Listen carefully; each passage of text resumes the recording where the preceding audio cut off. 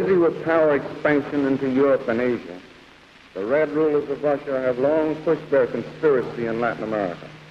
They were willing to pay a very high price in funds, manpower, organization, propaganda, and subversive skills to gain a base in Guatemala. En el año 1953 acababa de ascender a la presidencia el binomio Dwight Eisenhower y el pícaro de Richard Nixon. Y yo pensaba que ellos se encontraban bastante desinformados todavía sobre el caso de Guatemala. Semantics can betray us all. I would not, under any circumstances, accept the characterization of Arbenz as a reformer. Guatemala fue el primer país latinoamericano y uno de los únicos en el mundo que logró salirse de las manos comunistas. That's sort of like calling Hitler as a social activist. Para un embajador como era yo, extraordinario y plenipotenciario de Guatemala, es casi imposible entrevistarse con el presidente de los Estados Unidos. Entonces busqué un camino que fue hasta cierto punto audaz. I was a lot younger in those days, and it was kind of a lark, overthrowing somebody's government. Guatemalans themselves answered the call of rebel commander Castillo Armas. Farmers, students, and workers joined as volunteers. They gave no thought to whether they were joining a losing cause. And when I took a look at him, I said, my God, is this the guy we're going to make president of Guatemala? Me acerqué al presidente y le dije, lo quiero felicitar porque leí en la parte deportiva del diario que hizo un magnífico punteo de golf. He's a fox-faced little fellow. He was very shy and very nervous. I said, well, this is a terrible thing, but okay, this is the way, if he's in picked, so we have to do it. Pero mire, yo soy el embajador de Guatemala y desde hace 2 meses estoy tratando de conseguir una entrevista con usted y me la han negado. ¿Cómo va a hacer eso? Me dijo Eisenhower. We cached a bunch of Eastern Bloc arms. In fact, I think they were Russian arms at the time. We cached them in Nicaragua. And then, of course, we discovered them. There is no question but what the communists are in control of the government of Guatemala today. There is no question but what the recent shipment of arms which Guatemala received from behind the Iron Curtain amounts to a far greater amount of arms than would be necessary for the Guatemalans to defend themselves. Much more serious than the arms shipments to Guatemala are the strikes now going on in Honduras, the attempted assassination of President Somoza of Nicaragua, the infiltration in other republics of Central and Latin America. If we don't look out, we will lose this hemisphere just the way we did China. The agency was very concerned that it create the right conditions for a coup, and to make the evidence convincing, it decided to manufacture its own arms, which had Soviet bearings, Soviet markings, and plant them in the neighboring country of Guatemala, Nicaragua. Then, as part of the ruse, Somoza went on the radio and claimed he'd made a discovery of these arms. We had a very good group there, a few of us. We were good buddies.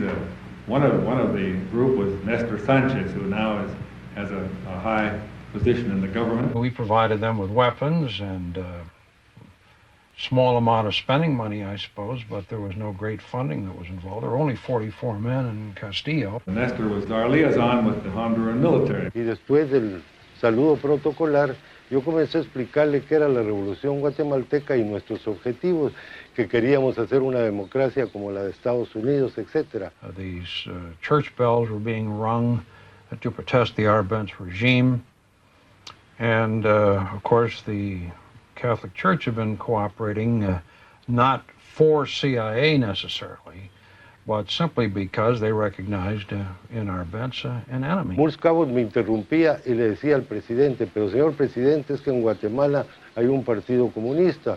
Y yo decía, también hay en los Estados Unidos. Entonces él decía, pero tienen un periódico que se llama Vanguardia Popular y ustedes tienen el Daily Worker. Vean, le dije, señor presidente, saqué un mapa que llevaba pequeño sobre Guatemala, donde estaba marcado cómo dominaban 3 compañías transnacionales que habían entrado desde el principio de siglos, entre ellas la United Fruit Company, los faros, los puertos, las comunicaciones marítimas internacionales, el transporte interno, la energía eléctrica. Guevara himself had drifted into Guatemala as a kind of a soulmate of Arbenz. Volvió a insistir Cabot en que habían varios funcionarios en Guatemala que ocupaban ciertos cargos menores, pero que eran comunistas. Al oír esa palabra, Eisenhower me dijo, si yo pudiera y estuviera en mis manos, yo ahorcaría a todos los comunistas del mundo.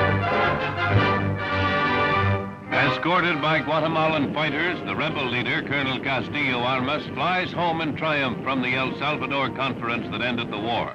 His anti-Red Guards leading the way, the revolution's chief, soon to be elected provisional president, gets a capital ovation.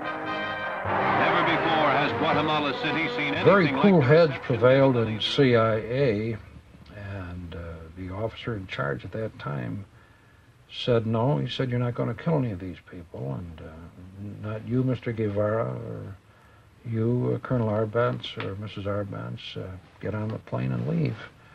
And get on the plane and leave they did. The code name for the operation, curiously enough, was Success. I've often wondered, considering what Guevara did in the hemisphere subsequent to that, whether it wouldn't have been an awfully great idea if a CIA officer hadn't simply stepped aside.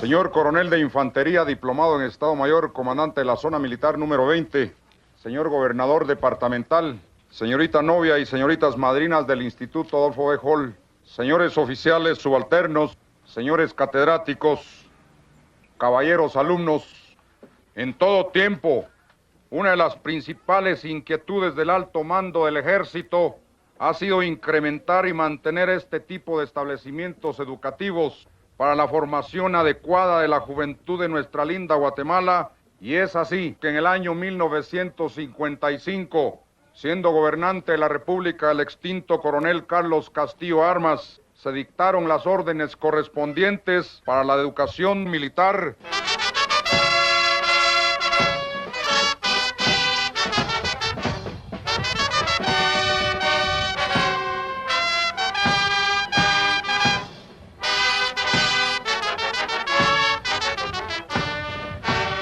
El grupo subversivo que ha actuado aquí de unos años atrás se puso un nombre muy sugestivo, por decirlo así, Ejército Guerrillero de los Pobres, pero realmente de los pobres nada, porque fue en contra de los pobres como fue su actuación.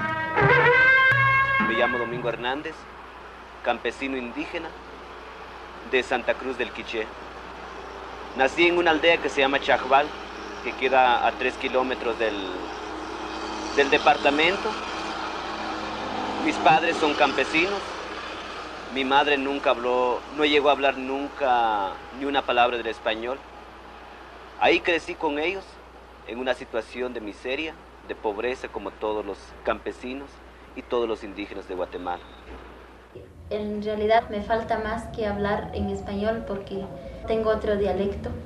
Yo soy originario del departamento del Quiché. Entonces, en donde he vivido, pues en donde nací, nunca tuvimos una oportunidad de estudiar. Entonces, nunca estuve en la escuela y hace como 10 meses empecé a hablar en español. Entonces me equivoco cada rato.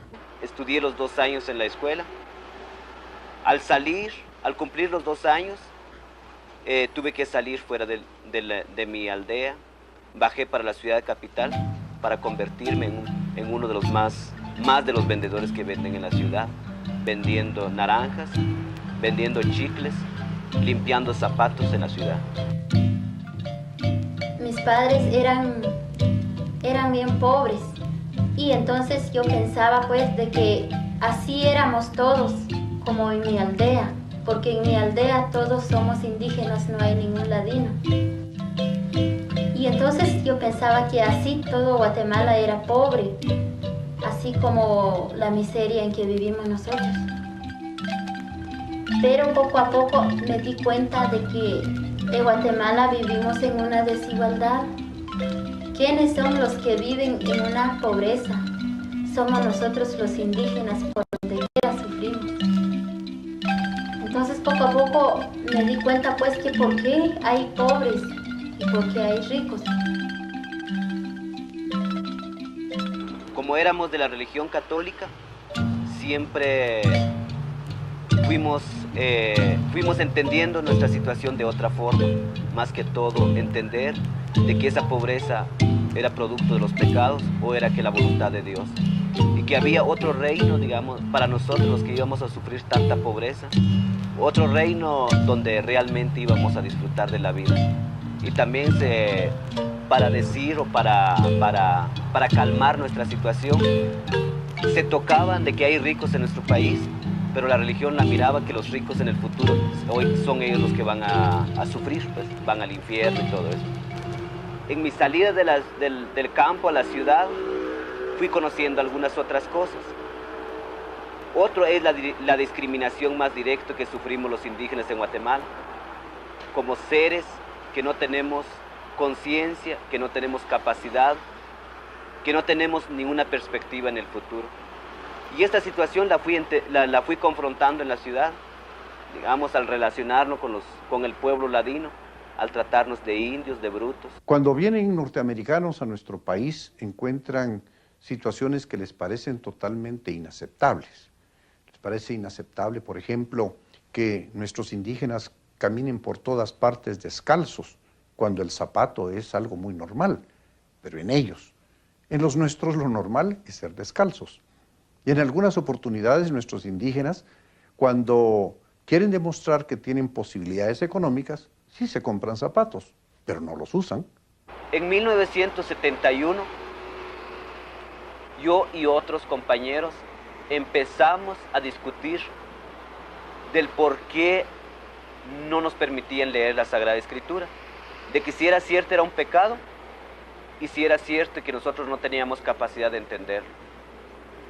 Entre todos decidimos, éramos 4, mis 3 compañeros ya están muertos, éramos 4, decidimos comprar una Biblia y como yo viajaba en la ciudad capital, entonces fui a Casa Central, compré una Biblia latinoamericana. La iglesia ha tenido una transformación y ello es debido inicialmente a su composición.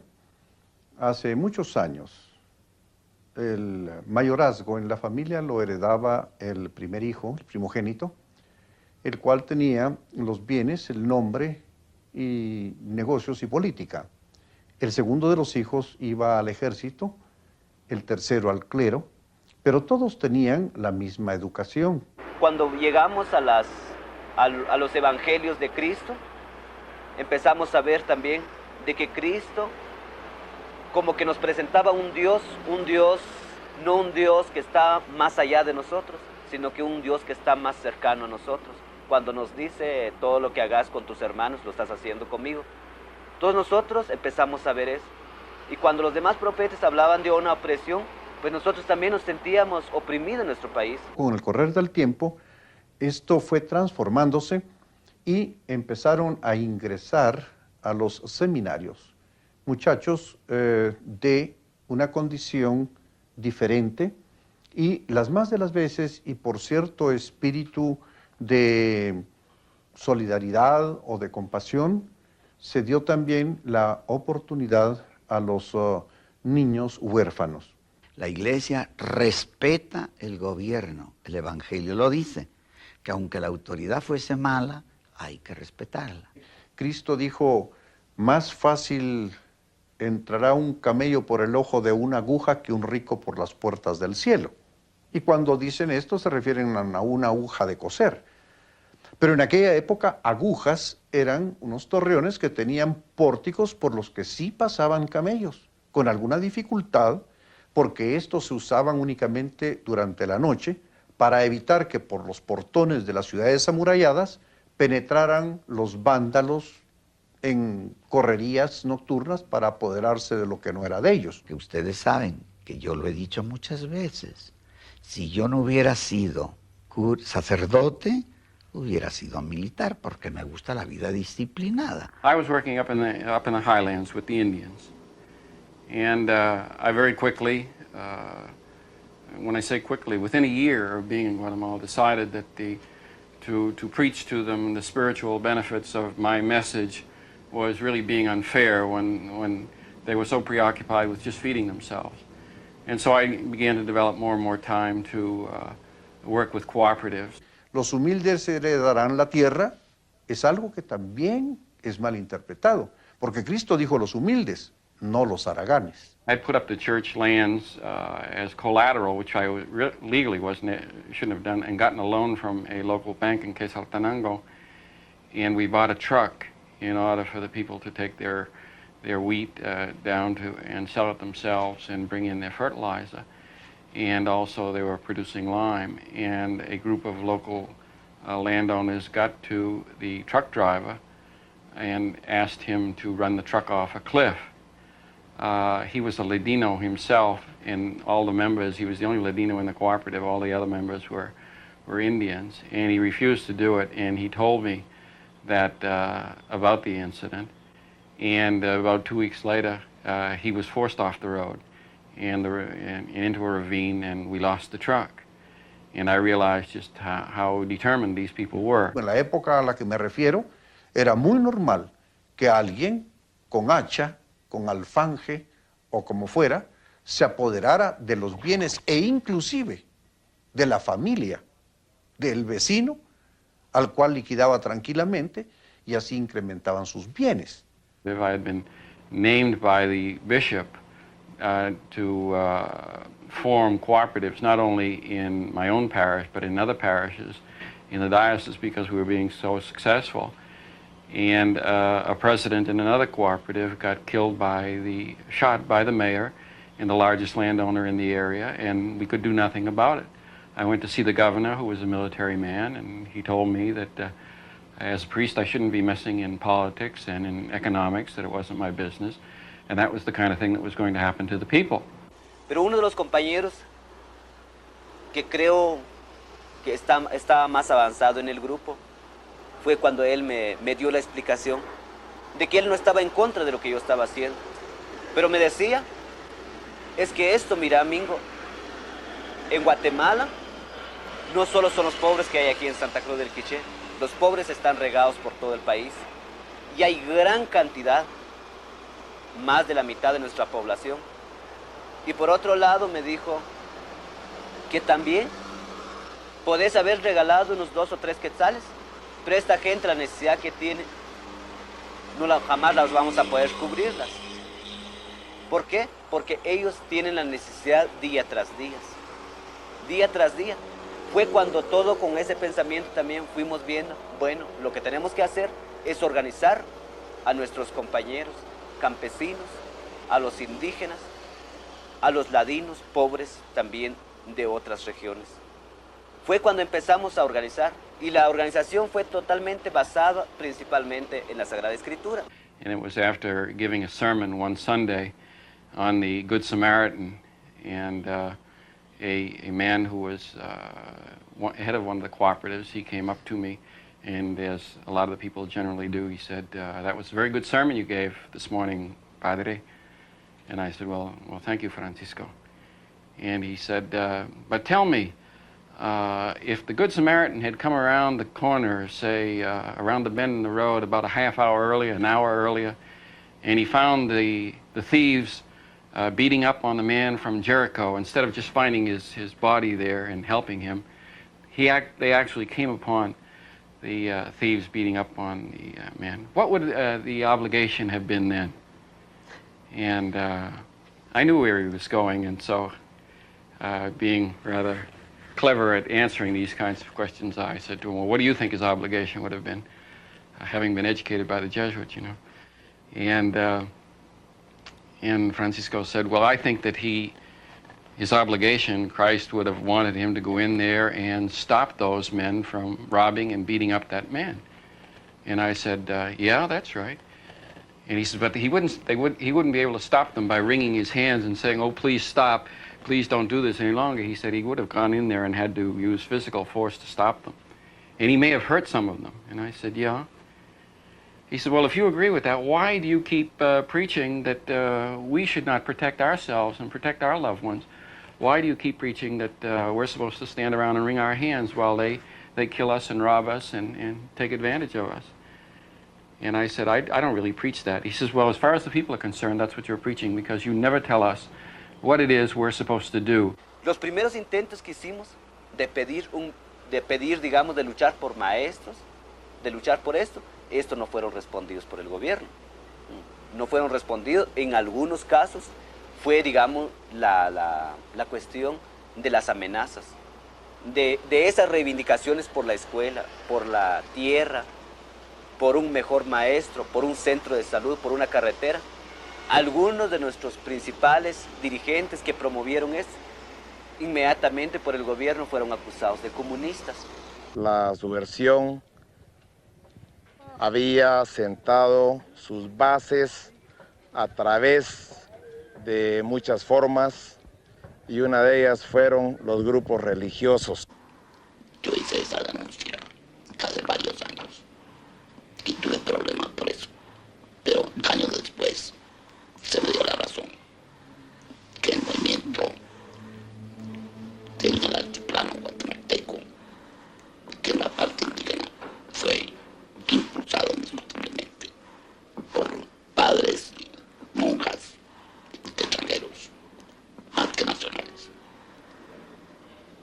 Solo así nos explicamos cómo los indígenas pudieron sublevarse. Se formó alguna base preparada políticamente de antemano y que se llamó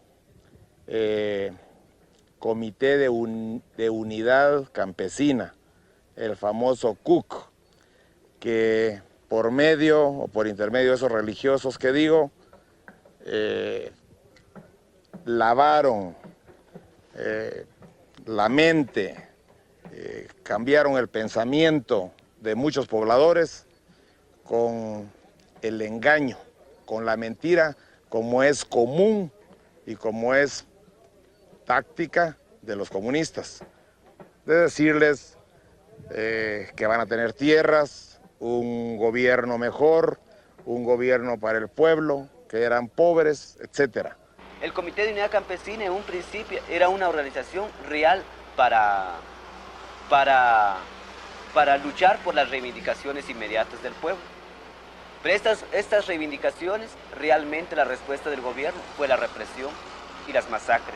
En esa oportunidad en que fui designado a esta zona militar, a este bello departamento del Quiché, en el altiplano de Guatemala, la situación estaba bastante difícil para la población que se asentaba en todo este departamento. I began going down there in 1966, and at that time the insurgency was underway up in the northwest in the highlands. The training basically was being carried out by special forces people from Panama. Guatemalans have gotten in the 60s a certain amount of training from us. A number of, at least some of the senior officers, you still can tell that, and that's been good. I had been, as I mentioned, working with the people up in Petén, and I used to fly back and forth with some U.S. Army personnel who were mapping the whole Petén area. And I don't remember their names. There were two of them that I used to fly with all the time that it was against regulations for them to fly me, but these two did, and one of them said, if this country ever goes, meaning if the insurgency ever really develops, we'll know this country better than the Guatemalan army itself knows it. And I thought to myself, even as he said it, someday this country is going. And that was going on all 66, 67, 68, 69, successfully concluded, as I recall, and I left that area in about 69, but it was mostly pretty well finished by late 69, early 70, 71. But then again, it began opening up again in 73, 74, 75. Ya del 79, el gobierno ha lanzado su ofensiva contra el pueblo indígena.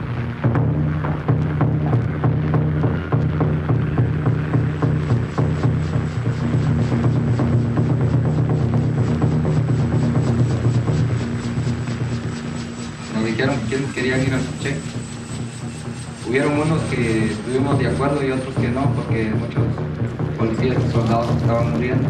Entonces se seleccionó el personal que iba para el Quiché.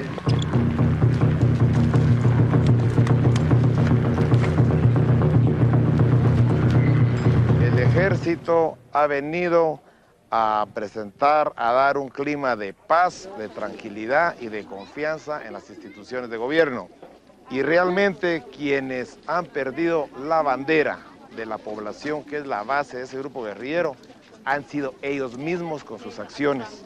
Guatemalan armies had a lot of assistance in the 60s and 70s from the U.S., early 70s, in counterinsurgency. They're the best counterinsurgency force in Central America, in my estimation. They know how to do it better than anybody because they have officers with 20 years combat experience. En mi pueblo, pues, al final del 79, el ejército nos secuestró a mucha gente de mi aldea. Se iban al mercado y ya no llegaban. Y la gente, pues no solo hombres, sino que mujeres y jóvenes los ha secuestrado y nunca supimos qué hizo en el destacamento. Fueron muertos los asesinaron, así unos de pura tortura y otros de puro hambre han sido muertos la gente. ¿De dónde son? Echengash. Indan echen tu vas chocolate. ¿Vas chocolate? No, listo tu pinga perla. Y en cerca pinga perla. Es changuak nanetan enak chive. Y hot. Parte acá tani na tu pastalun schwaga, tani tu vas chocolate. Allá en vivo los chocolates. ¿Esa es toda tu familia? Sí, solo uno. Sí. ¿Y tu mujer? Pues ya murió. ¿Murió? ¿De qué murió tu mujer? Es una enfermedad. ¿Enfermedad? Sí. ¿Dónde? Lo mismo allá. ¿Por qué murió? ¿Qué enfermedad tenía? Es una enfermedad, pues todo lo aguantamos, pues ya murió. ¿Por qué no se habían presentado antes?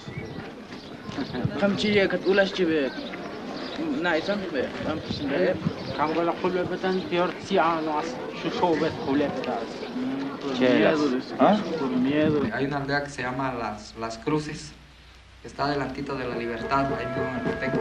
O sea que esta aldea sufrió el azote duro pues del secuestro integrado por el teniente Hermelindo Velázquez y Carlos Marín Maldonado, o sea, bajo las órdenes de Benedicto Lucas. Iban a secuestrar personas a Las Cruces. En una oportunidad, recuerdo cuando me dije con el teniente, hoy en la noche tenemos un trabajito de que necesito días de particular. Se sacó a un humilde campesino. Y entonces inmediatamente que lo subimos a la camioneta pick-up, salió a una gran velocidad en camino de terracería como a 70 kilómetros por hora. Entonces por la desesperación, este campesino por salvarse, se lanzó de la camioneta. Y cuando se lanzó, iba un muchacho un policía militar que había sido caibil, y este se lanzó el caibil también, y sí cayó parado, y agarró la pistola y le tiró un balazo, y desgraciadamente se lo pegó en la mera frente. Lástima grande que no pudieron ir a Chajul, Nevaj y Cotzal, porque se hubiesen dado cuenta ustedes el apoyo que tenemos ya de toda la población. Es decir, que la población de ahí estaba involucrada con los subversivos por amenazas y porque realmente nosotros no habíamos proporcionado mayores seguridades.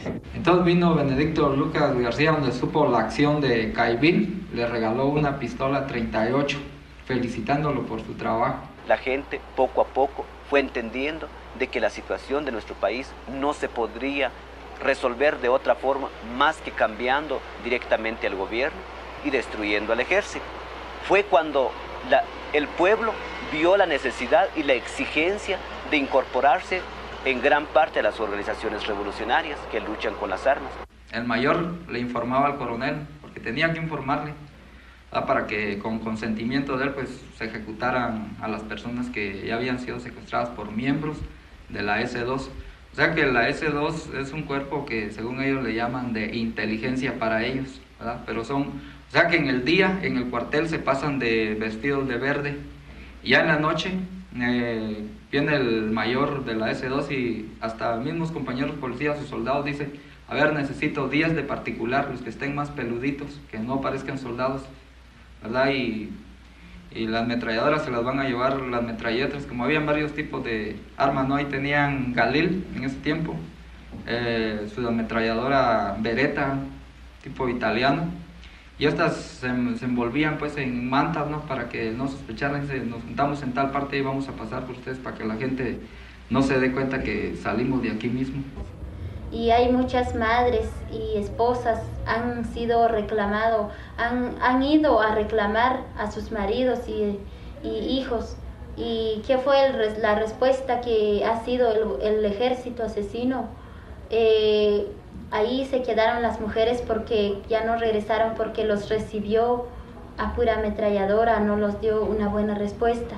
La G2 es la que integra lo que realmente son los escuadrones de la muerte. O sea que los escuadrones de la muerte ahí mismo existen en el palacio.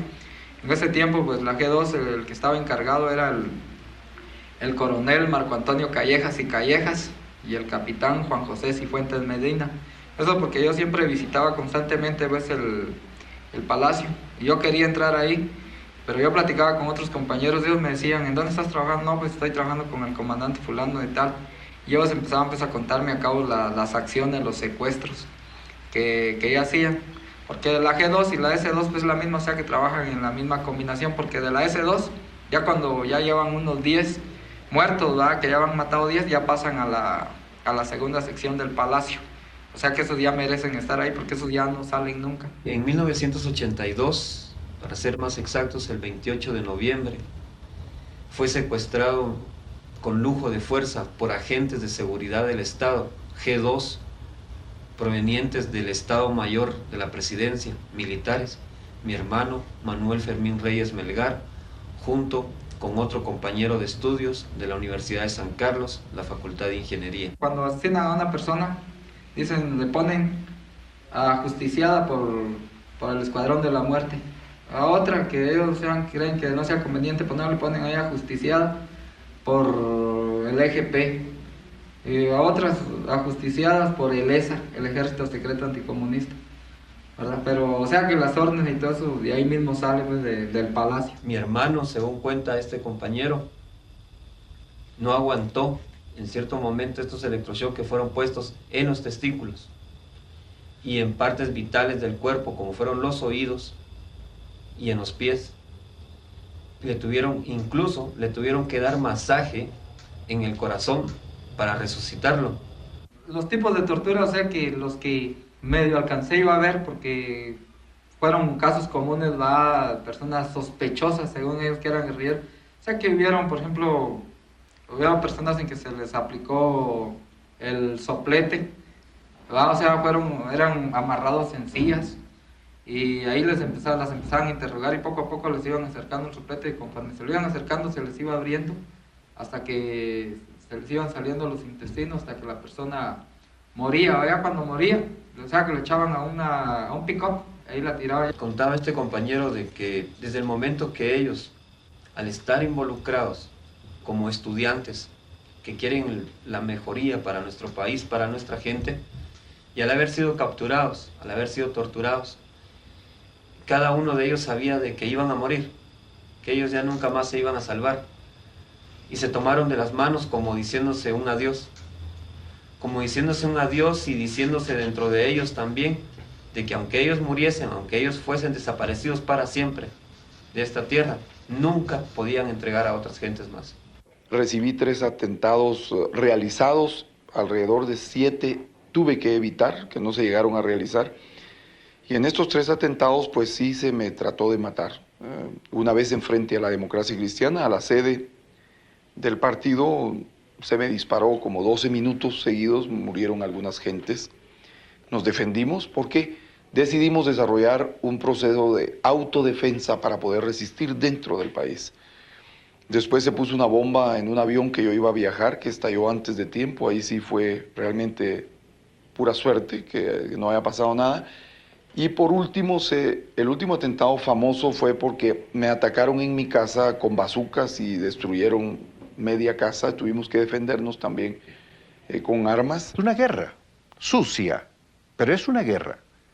Y en esto se trenzan los grupos en una forma tremenda. Looking back at the history of insurgencies throughout the world, whether it be in Malaysia or in the Philippines or in North Africa, Kenya, you're quite right.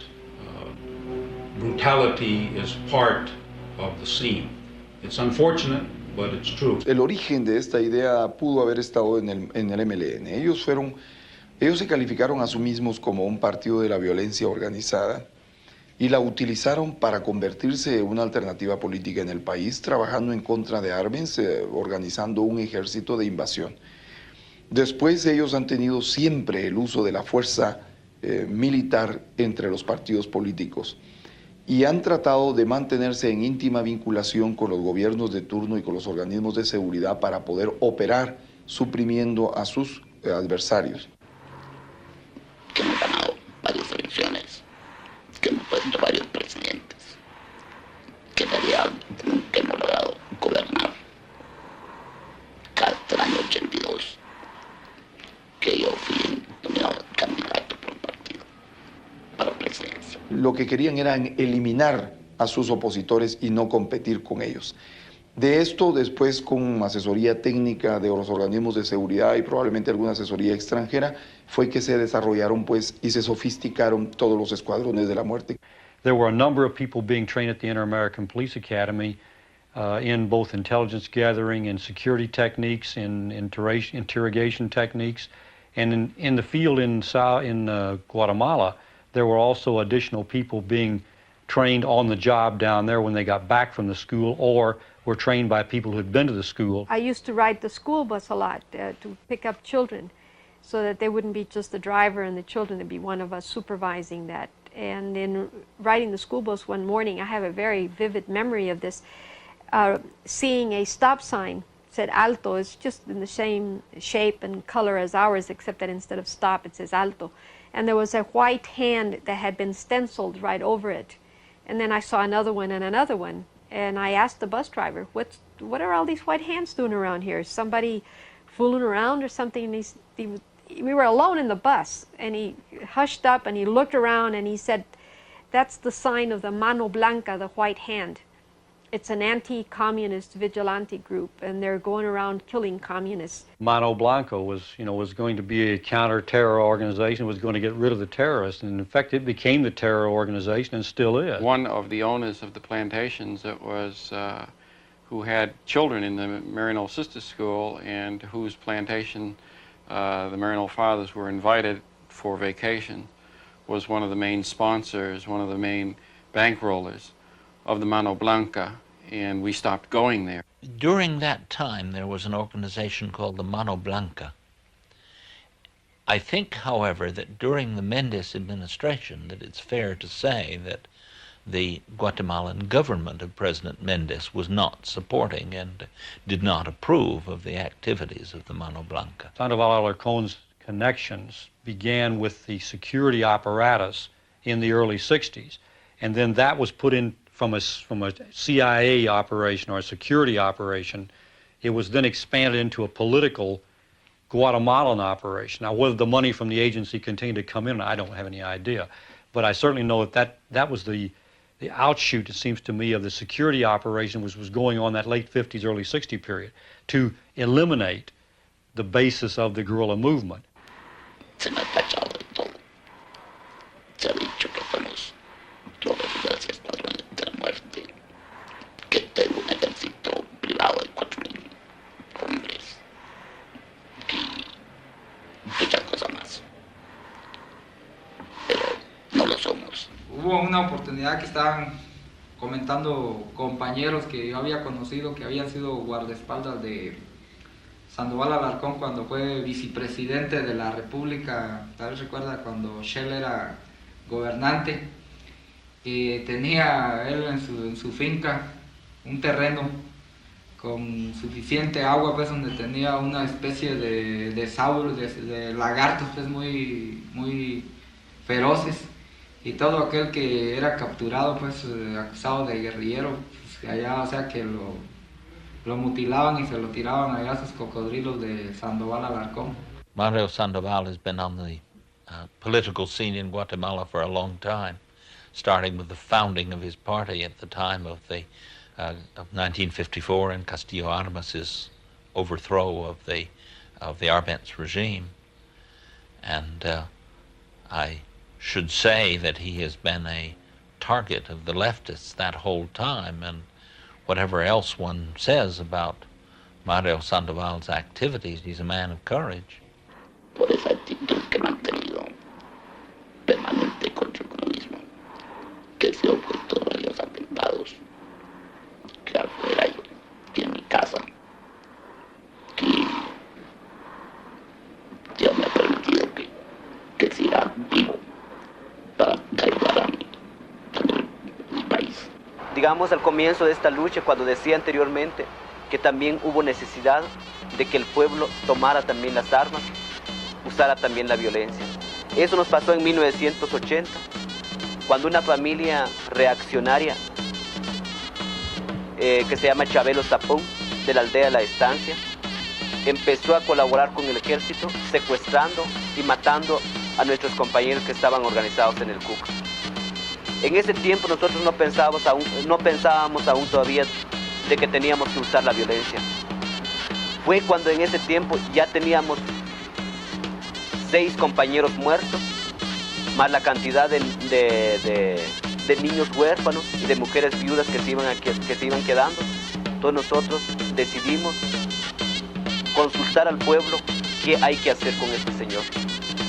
Consultar a nuestros compañeros organizados. La decisión fue de todos de que habría que ajusticiarlo. En 1980 empezamos y planificamos el ajusticiamiento. Esto fue una actividad masiva. Participaron más de 100 personas. Y también fue consultado con nuestros ancianos de las aldeas. Toda la gente ya no le pertenece, sino le pertenece a las organizaciones. Y él dice sí, pues, que son cubanos, son gentes de otros lugares, decían. Pero no, son gentes indígenas, pues, como nosotros.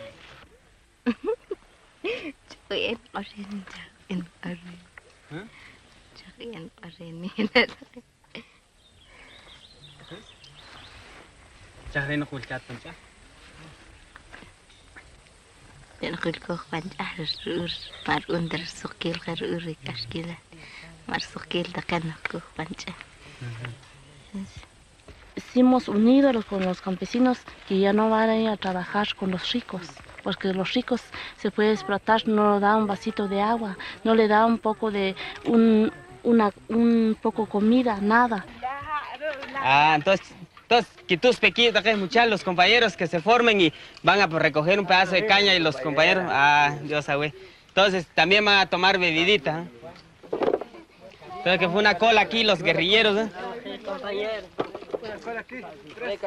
Dios sabe, compañero.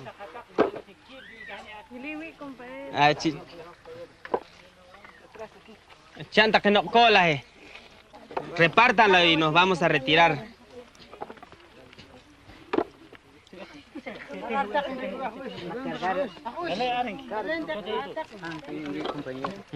Che.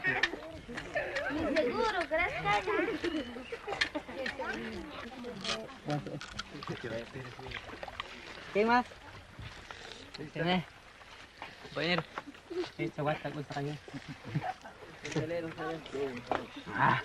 Fila, que aquí pues rápido, pues saquen fibra, hombre, no son militares ustedes.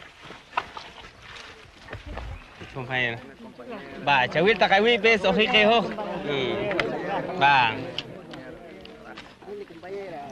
Porque la represión es fuerte, pues. Aquí de repente aparece el ejército, así a media hora, a 2 horas de aquí. Entonces, para estar más seguro, para asegurar los niños, las mujeres, los ancianitos, es que estamos aquí reunidos. Las patrullas que nosotros enviamos hacia las montañas tienen 2 misiones. Una, destruir al enemigo, que aún existe en grupo minoritario en las montañas. Y como segundo objetivo o misión, el recuperar la población.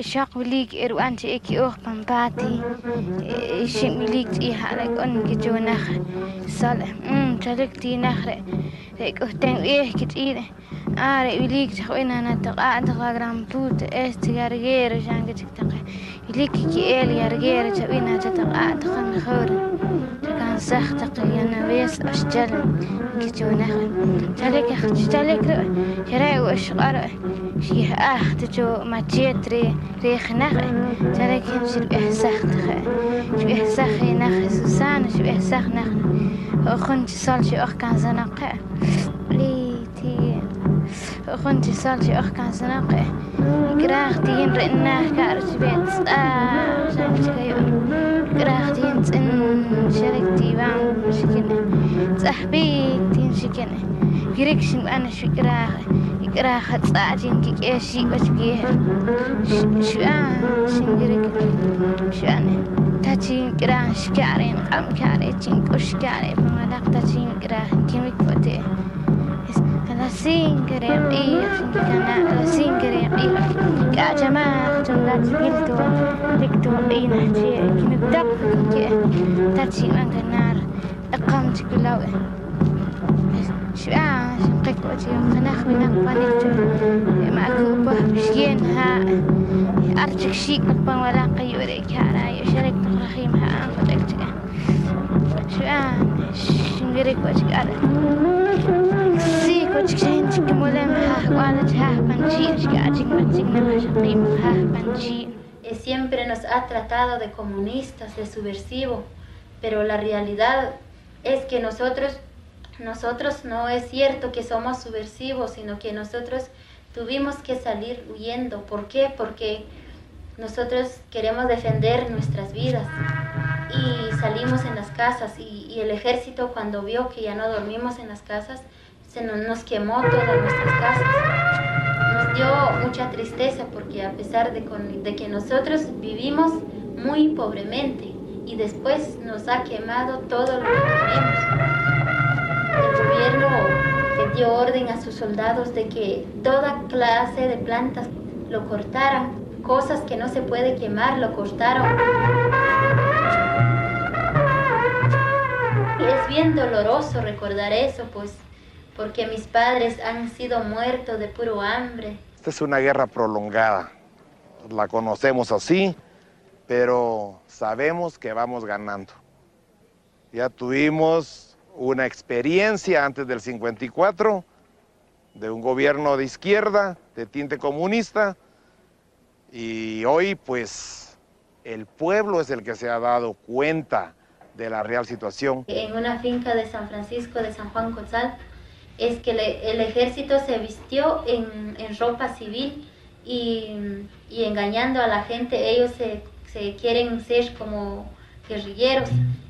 Entonces el ejército cuando llegó y dijo a la gente que nosotros somos los guerrilleros de los pobres, que estamos para ayudarlos, la gente pues ellos ni saben quiénes son los guerrilleros tampoco, ¿verdad? Entonces el ejército vio que no hicieron caso a la gente para tumbarse.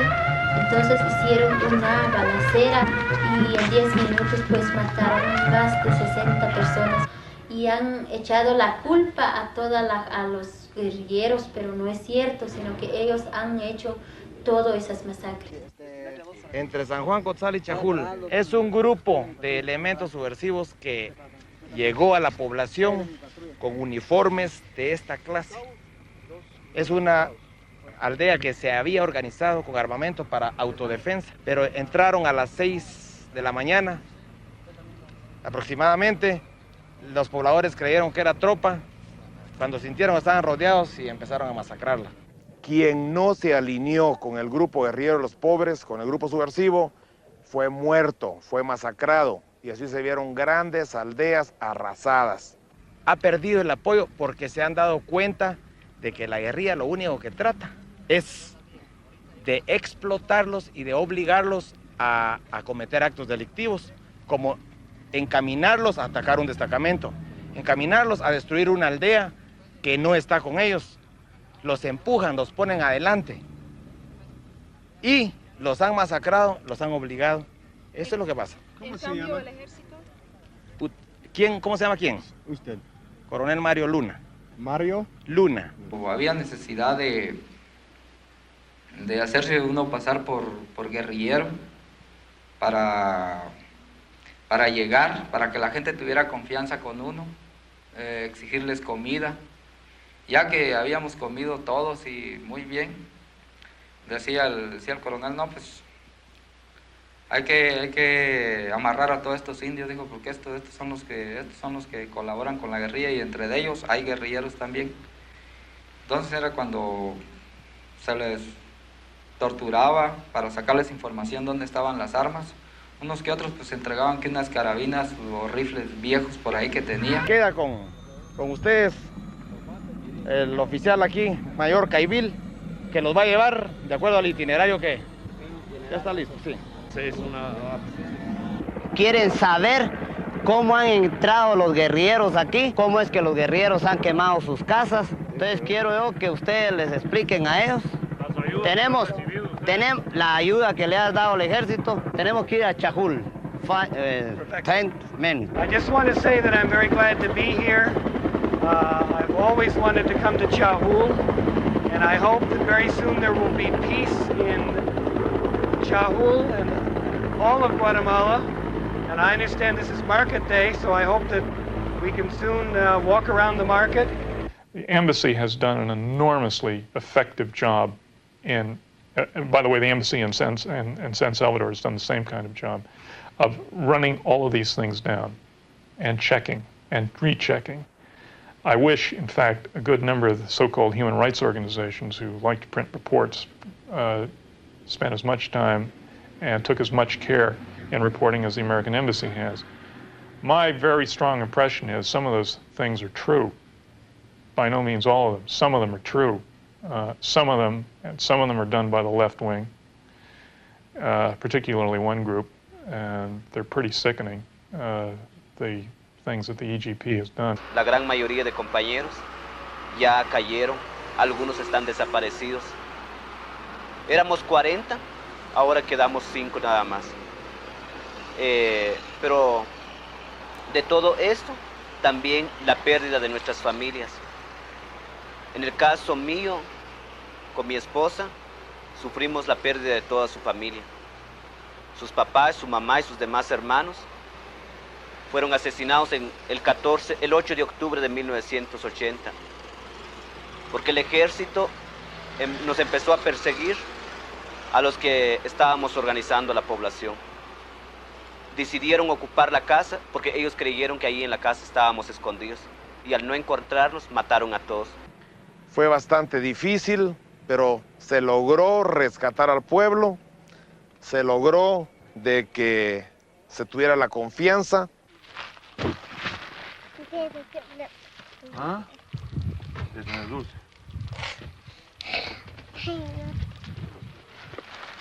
¿Tú que eres dulce? ¿Eres dulce? Ahora pues. ¿No me das un besito? ¿Ah? Amarraron y quemaron vivos a todos los reyes, porque no se rendían a pesar de las torturas, porque no querían nunca entregar a nuestro pueblo en manos del extranjero, en manos de Xibalbá. Por eso murieron, por eso fue. No hemos olvidado, quiero que sepa, esa sangre heroica que derramaron. Es la ley de Xibalbá, es la ley de Xibalbá. En los años 60 fue al reino de Chortí, un pueblo de Oriente donde llegó Xibalbá. Dicen que para decir que no al comunismo, pero el pueblo grande solo sabe de dolor. De noche cuenta que era un dolor escuchar los gritos de los torturas. A la orilla del río Motagua aparecían siempre mutilados. Es la ley de Xibalbá, es la ley de Xibalbá. Es como una semilla de planta que dejaron sembrado toda la gente que han dado su vida por su pueblo, porque tengo que recobrar la sangre de mis padres que han muerto. Y además toda la gente, no solo mis padres, porque estoy hablando aquí ahorita por medio de la voz de mi pueblo. Y nosotros los que estamos vivos tenemos que seguir luchando. Tenemos una esperanza de que sí llegará un día en que vamos a aprovechar la fruta de ese trabajo. Es la ley de Xibalbá, es la ley